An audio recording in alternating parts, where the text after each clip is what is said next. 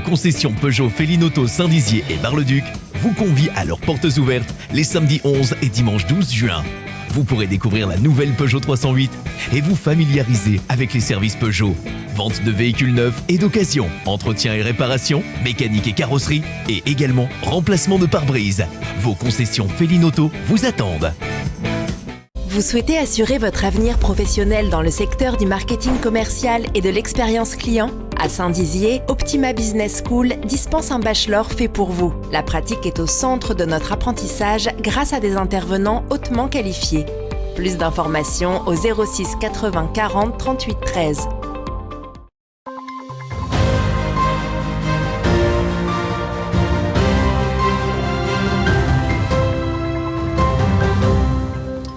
Bonsoir à tous et bienvenue dans votre journal du samedi 11 juin 2022. Tout de suite les titres de cette édition. La municipalité bragarde a présenté le programme d'animation qui va faire vibrer les Bragards cet été et on peut dire que le programme est bien dense. Dans le cadre d'un projet scolaire, les élèves de la classe de CE2 de Bettencourt-la-Ferrée ont rencontré 2 reporters de la radio RTL. Hier, le lieutenant Éric Bouillot a pris sa retraite après 36 ans à avoir enfilé l'uniforme des sapeurs-pompiers de Saint-Dizier. Et voilà pour les titres. Le 21 juin prochain marquera le début de l'été. Pour l'occasion, la ville de Saint-Dizier a vu les choses en grand pour cette période estivale. De juin à août, les Bragards et visiteurs venus d'ailleurs pourront profiter de 46 concerts avec 51 artistes ou groupes accueillis dans le centre-ville de Saint-Dizier, une exposition également et des structures monumentales lumineuses ou encore des films en plein air. L'objectif pour la municipalité est de faire de Saint-Dizier une véritable destination culturelle. Et on écoute à ce sujet Quentin Brière, maire de la ville de Saint-Dizier. Cet été, on a un programme d'animation qui est très conséquent, avec plein de nouveautés que vous découvrirez et que vous pourrez trouver sur le site internet. Notre but, c'est quoi ? C'est de faire que dans 10 ans, Saint-Dizier devienne une vraie destination culturelle et événementielle. Et que ça se sache, et que pendant l'été, il y ait toujours quelque chose à faire ici. Il faut que cette ville soit un grand rendez-vous pour les Bragards, pour les habitants qui sont autour de Saint-Dizier, puis pour les touristes qui auront envie de venir, qui seront au lac du Der ou ailleurs. C'est pour ça qu'on a toute une série d'animations et cette très belle affiche qu'on a réalisée. Si on fait des concerts comme ça, si on fait des animations, c'est pour que les gens y viennent ici et qu'au bout du bout, il y ait plus de bars, de restaurants, de salons de thé et de lieux où on puisse se retrouver dans Saint-Dizier. Il faut qu'il y en ait plus, toujours plus, parce que c'est vraiment ça qui fait qu'il y a de l'animation et de la vie ici. La fête de la musique le 21 juin sera d'ailleurs le top départ de toutes ces animations. Dès 19h, la musique retentira dans le centre-ville Bragard. Plus d'une vingtaine de rendez-vous musicaux vous attendront sur la place Aristide-Briand, le parvis de Notre-Dame, mais aussi devant les bars. L'Aristide et le Musical été, ciné plein air ou encore des expositions rythmeront tous les week-ends estivaux. Écoutez. Eh bien cet été, nous avons voulu évidemment renouveler le rendez-vous de Musical été, un rendez-vous majeur en fait durant 3 jours, vendredi, samedi, dimanche. On commencera 1er juillet, 2 juillet et 3 juillet. Et à la suite de ce festival, en fait, nous avons aussi voulu donner un rendez-vous les samedis à l'ensemble des Bragards bien entendu, mais au-delà, peut-être aux Barisiens, aux Vitrias et aux touristes du Der, afin que le rendez-vous de Saint-Dizier s'impose tous les samedis soirs durant juillet. Et on commencera en fait le 25 juin et ce concept s'appelle Place aux terrasses. Place aux terrasses, c'est en fait l'idée d'animer la place du Aristide-Briand tout au long de l'été, mais aussi dans les quartiers, se rendre dans les bars qui sont partie prenante de l'événementiel à Saint-Dizier. Et beaucoup ont répondu présent, nous nous en réjouissons. Le retour de l'Aristide, qui est un peu décalé dans le temps, que l'on fera au mois de juillet, mais à partir du 22-23 juillet. Et là, c'est le concept de l'année passée, mais un peu revisité, puisque ça sera une terrasse un peu plus réduite, qui vient couturer en quelque sorte les terrasses de la place Aristide-Briand, et un podium sur la place de l'Hôtel de Ville, pour que chacun puisse être debout, aller, venir, dans l'ensemble du centre-ville de Saint-Dizier, pour passer un bon moment en famille et entre amis. Si le samedi ce sera la musique à Saint-Dizier, le dimanche ça sera le 7e art qui sera à l'honneur avec Cinéjar, le retour du cinéma en plein air dès 22h30. Vous retrouverez 3 films, Kaamelott, Akira et La vie scolaire. Les bragards pourront découvrir le long du quai Lamartine l'histoire d'une saga, l'histoire d'une famille espagnole qui est arrivée à Saint-Dizier et qui a marqué l'histoire de notre ville, plus que nous allons raconter la saga Ortiz, l'histoire d'une marque auquel nous sommes tous attachés, la marque Miko. Et donc le long de ce quai, la saga Miko, la saga Ortiz avec le Tour de France, le cinéma, l'histoire de cette famille et l'histoire d'un attachement que nous avons tous. Et à noter du coup également le 14 juillet qui fera son retour dans les rues Bragardes avec un défilé militaire dès 11h suivi d'une garden party, une retraite au flambeau et son traditionnel feu d'artifice au Parc du Jard. Le programme complet sera bien évidemment à retrouver sur puissancetélévision.fr. Et toute autre chose à présent, dans le cadre d'un projet scolaire mis en place par leurs professeurs, les élèves de la classe de CE2 de l'école primaire de Bettencourt-la-Ferrée se sont transformés le temps d'une matinée en journalistes radio. L'occasion également pour eux de rencontrer deux reporters de la radio RTL, Agnès Bonfilon et Isabelle Longer. Un reportage de Manon de Fontis. La patrouille de France fera une démonstration à 18h. Allez-y, ça va être génial et c'est gratuit. Mais pensez à vous inscrire. Merci de votre... Micro à la main, les élèves de CE2 de Bettencourt-la-Ferrée se sont transformés le temps d'une journée en journalistes radio. Accompagnés de deux reporters de RTL, les élèves ont réalisé eux-mêmes un journal. Présentation, chronique ou encore météo, rien ne leur a échappé. Le ciel sera partiellement nuageux, la température maximale sera de 25 degrés et la température minimale sera de 12 degrés durant la nuit.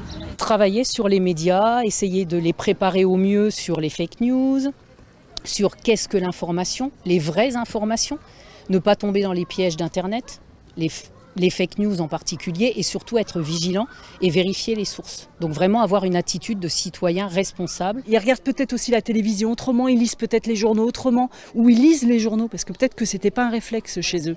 Donc non, c'est plutôt sympa à faire. Du coup, c'est très important pour vous d'initier les enfants oui. de cet âge-là à la presse. Moi, je trouve que c'est important, parce que ça se perd aujourd'hui beaucoup. Les réseaux sociaux aussi phagocytent un petit peu ça.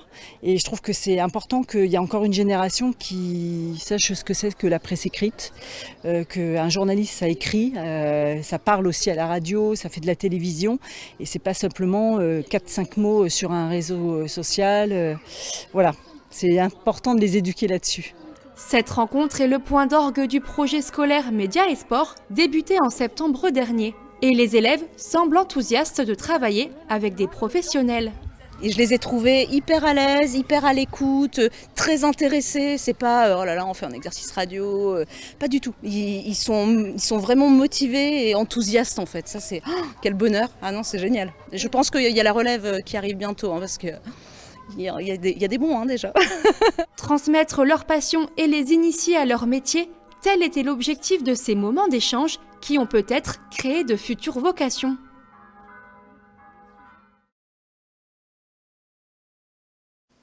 Et passons à présent au chiffre du jour qui est de 1200.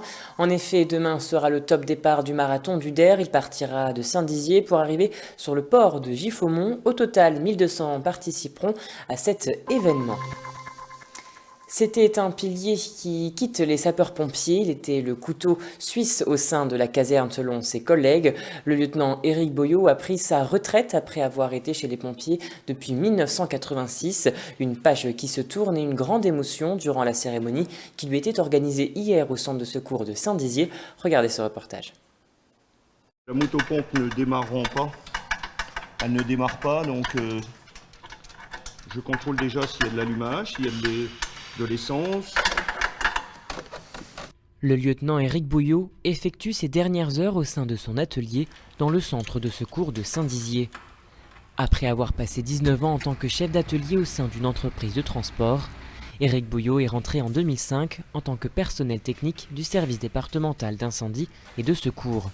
Une mission qu'il effectue dans l'ombre mais qui reste importante. C'est-à-dire que je m'occupe de la tronçonneuse jusqu'à l'échelle, des grandes échelles. Et c'est déjà de faire du préventif, faire l'entretien, les vidanges, vérifier les pneumatiques, les freins naturellement pour qu'on puisse intervenir en toute sécurité. C'est-à-dire qu'ici, je peux réparer les véhicules de Joinville, Doulevant-le-Château, Éclaron, Béthencourt, Chevillon, Bayard. Éric Bouillot est devenu sapeur-pompier volontaire à l'âge de 24 ans en 1986 et c'est en 2016 qu'il a obtenu le grade de lieutenant. Une bonne partie de son quotidien était consacrée à la vie des pompiers, car en plus d'y travailler, il était le président de l'amicale des sapeurs-pompiers de Saint-Dizier. Ce vendredi, pour son dernier jour, un pot de départ lui était consacré. Pour l'occasion, plus d'une centaine de personnes est venue lui dire bon vent. Tous ceux qui sont là au moins me ressemblent, ils sont proches de moi. La preuve, s'ils sont venus ce soir, c'est en toute amitié et j'en suis très fier. J'ai quand même fédéré quand même pas mal de personnes. J'ai quand même fait de la formation aussi, beaucoup de choses et j'en suis fier aussi. Clarelle Lorrain, le chef de centre de Saint-Dizier, a présidé cette cérémonie en retraçant le parcours du lieutenant et toutes les prouesses et les heures passées pour les pompiers. Tous le savent, c'est un élément majeur de la caserne qui s'en va. C'est vraiment un pilier de notre centre parce qu'il a fait 37 ans de pompier volontaire chez nous pour atteindre le grade de lieutenant avec beaucoup de responsabilités. C'est une grande tristesse pour nous et on va perdre nos repères en fait dans ce centre parce que voilà, Éric c'était l'homme de la situation, quoi. Donc malgré tout on lui souhaite vraiment une très très bonne retraite et voilà, qu'il profite. Je sais qu'il a plein de loisirs, il a une vie à côté qui est bien remplie. Il va pouvoir profiter de sa famille, de ses enfants, de ses petits-enfants. Et voilà, on est heureux pour lui, on est vraiment très heureux pour lui. Durant ce moment d'échange et de partage, le lieutenant a été comblé de générosité de la part de ses anciens collègues. Il s'est vu recevoir notamment la médaille Grand Or, le récompensant pour son engagement pour toutes ces années de sapeur-pompier.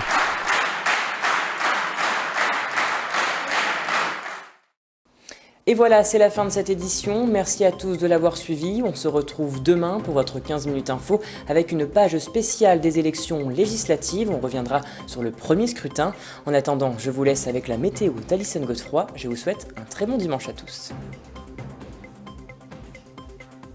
Toute l'actualité qui vous concerne, à voir et à revoir dès maintenant sur puissancetelevision.fr et sur notre application mobile.